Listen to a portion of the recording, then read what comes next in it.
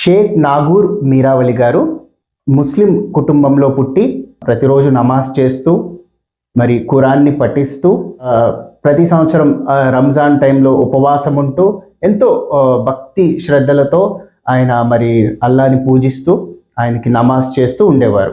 అలాగే వారి తండ్రి గారు కూడా షేక్ సిలార్ సాహెబ్ మసీద్లో పెద్దగా ఉంటూ 5 సార్లు మరి నమాజ్ చేస్తూ మసీద్లో హజా ఇచ్చే ఏదైతే ప్రార్థనకి పిలుపు ఏదైతే స్వరం వినబడుతుందో మైక్లో అది కూడా వారి తండ్రి గారే చెప్తూ మక్కాకు వెళ్ళి అల్లాని పూజించేవారు.